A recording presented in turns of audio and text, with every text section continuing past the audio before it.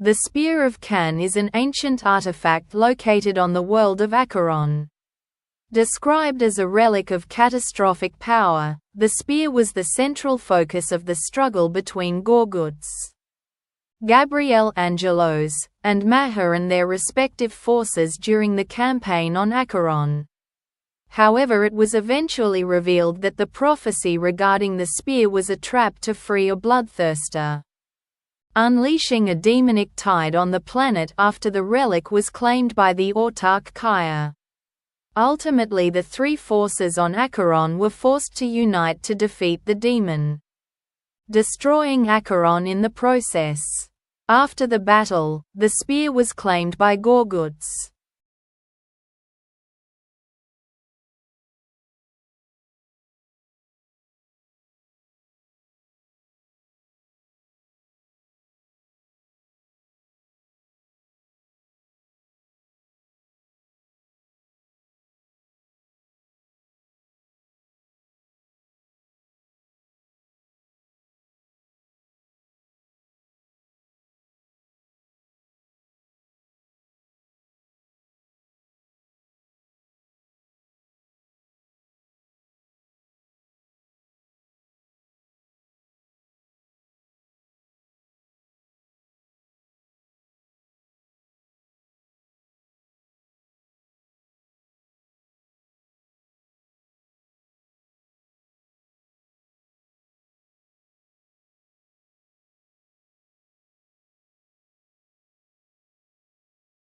The Acheron also features prominently in Greek mythology, where it is often depicted as the entrance to the Greek underworld where souls must be ferried across by Charon, although some later sources, such as Roman poets, assign this role to the river Styx. Ancient Greek mythology saw the Acheron, sometimes known as the River of Woe, as one of the 5 rivers of the Greek underworld. 2. The name is of uncertain etymology. 3. Most classical accounts, including Pausanias, 10.28, and later Dante's Inferno, 3.78, portray the Acheron as the entrance to the underworld and depict Charon ferrying the souls of the dead across it.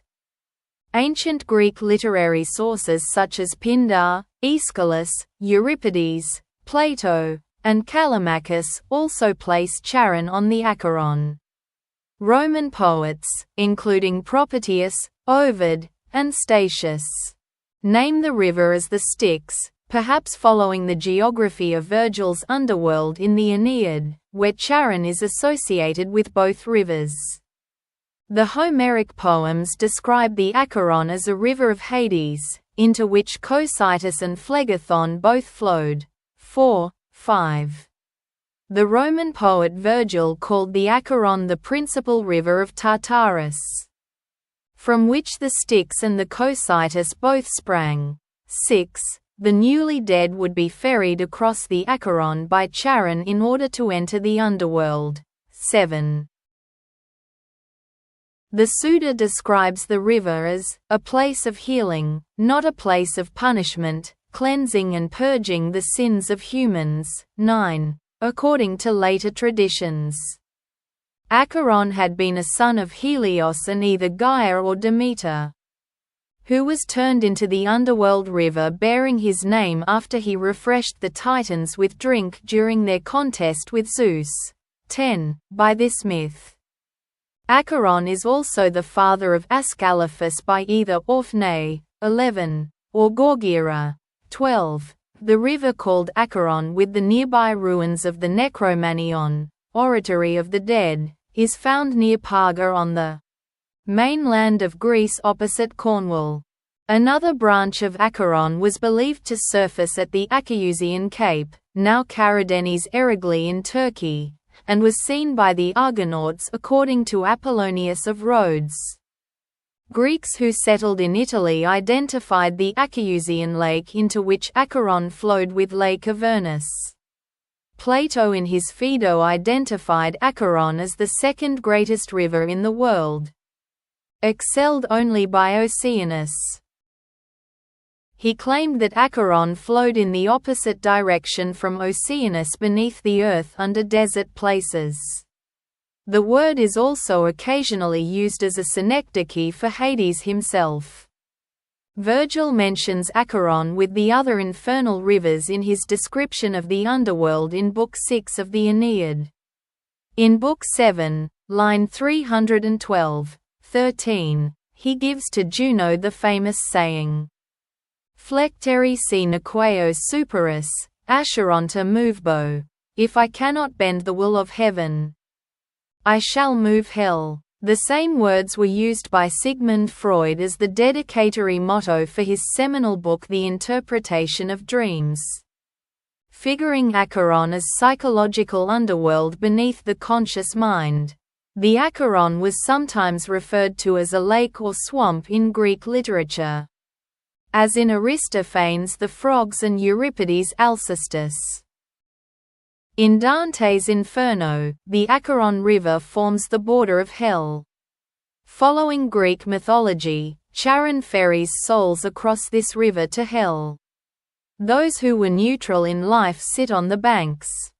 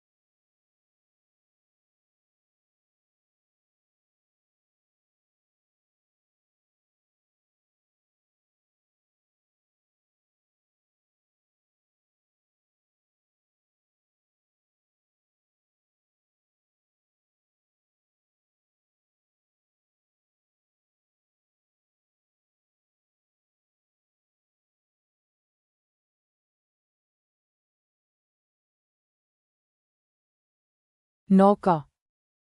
Norikia.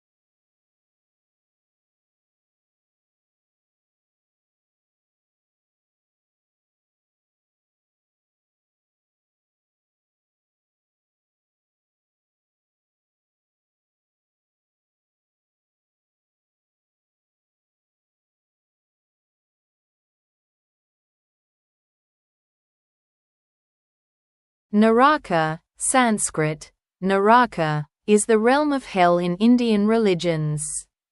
According to schools of Hinduism, Jainism and Buddhism, Naraka is a place of torment. The word Neraka, modification of Naraka, in Indonesian and Malaysian has also been used to describe the Islamic concept of hell. 1. Alternatively, the hellish beings that are said to reside in this underworld are often referred to as Narakas. These beings are also termed in Sanskrit as Narakiyas, Sanskrit, Narakiya, Narakiya. Narakanavas, Sanskrit, Narakanva, Narakanava, and Narakavasis, Sanskrit, Narakavasi, Narakavasi.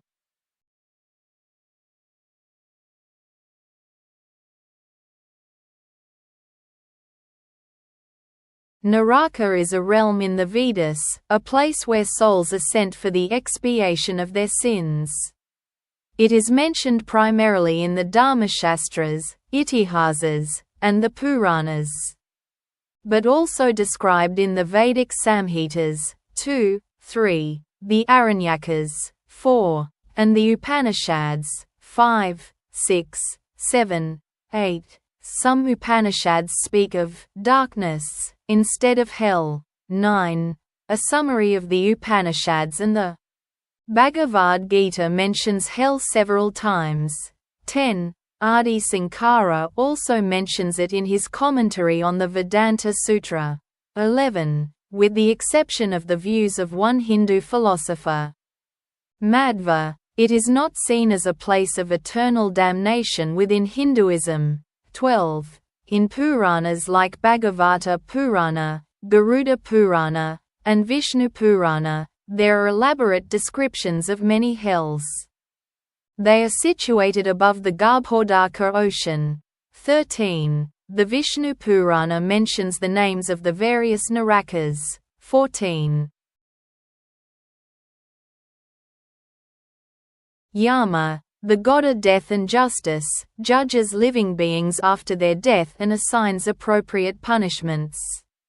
For instance, the murderer of a Brahmin, the stealer of gold, or a drinker of wine goes to the hell termed as Shukara, meaning swine. 15. According to some Vedanta schools of thought, Nitya Samsarans, forever transmigrating ones, can experience Naraka for expiation. 16. After the period of punishment is complete, they are reborn on earth. 17. In human or bestial bodies. 18. Therefore, Naraka is not an abode of everlasting punishment. Yama Loka is the abode of Yama. Yama is also referred to as the Dharmaraja, or the king of Dharma. Yama Loka may be compared to a temporary purgatorium for sinners, Papi. According to Hindu scriptures, Yama's divine assistant, Chitragupta, maintains a record of the individual deeds of every living being in the world, and based on the complete audit of his deeds, dispatches the soul of the deceased to either Svarga, heaven, or to the various Narakas, according to the nature of their sins. The scriptures describe that even people who have done a majority of good deeds could come to Yama Loka for redemption from the minor sins they have committed. And once the punishments have been served for those sins, they could be sent for rebirth to earth or to heaven. At the time of death, sinful souls are vulnerable for capture by Yamadutas, servants of Yama, who comes personally only in special cases. According to the Bhagavata Purana, Yama orders his servants to leave Vaishnavas alone. 19. 20. Sra Vaishnavas are taken by Vishnuduttas to Vaikuntha, and Gaudiya Vaishnavas to Goloka.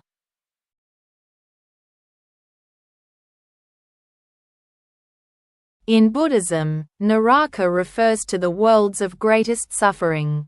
Buddhist texts describe a vast array of tortures and realms of torment in Naraka, An example is the Devaduta Sutta from the Pali Canon. The descriptions vary from text to text and are not always consistent with each other. Though the term is often translated as hell, unlike the Abrahamic hells, Naraka is not eternal. Though when a timescale is given, it is suggested to be exceptionally long. There is not inherently any god required to be involved in determining a being's entry and exit to and from the realm. Rather, the mind ends up here, as is the case with all the other realms in the Buddhist cosmology, by natural law, the law of karma. And they remain until the negative karma that brought them there has been used up.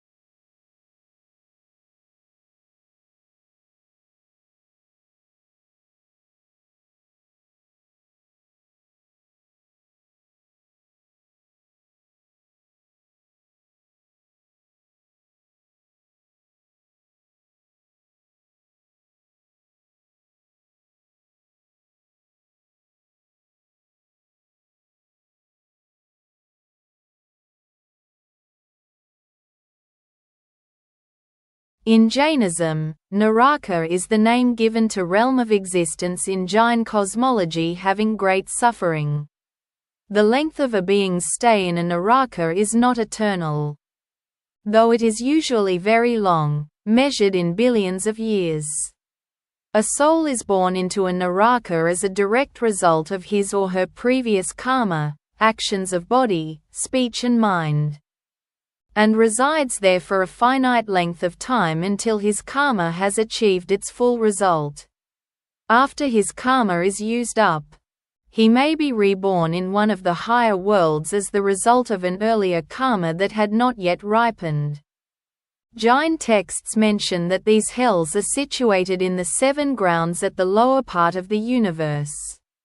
The 7 grounds are Ratna Prabha Shakara Prabha Valuka Prabha Panka Prabha Duma Prabha Tamaha Prabha Mahatamaha Prabha.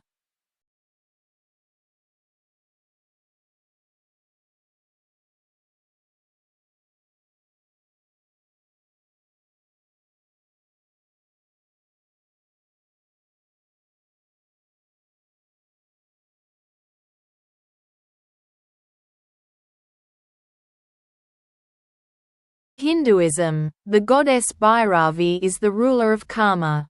Her grace can solve karma and help people grow spiritually.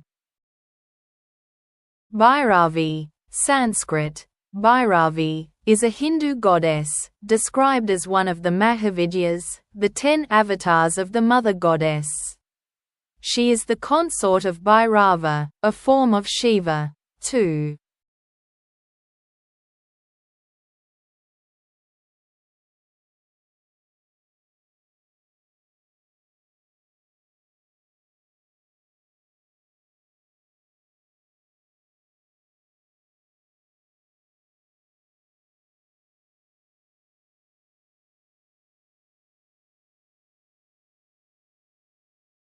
Find more bitter than death the woman, whose heart is snares and nets, and her hands as bands. Whoso pleaseth God shall escape from her, but the sinner shall be taken by her. And the Lord shall be seen over them, and his arrow shall go forth as the lightning, and the Lord God shall blow the trumpet, and shall go with whirlwinds of the south.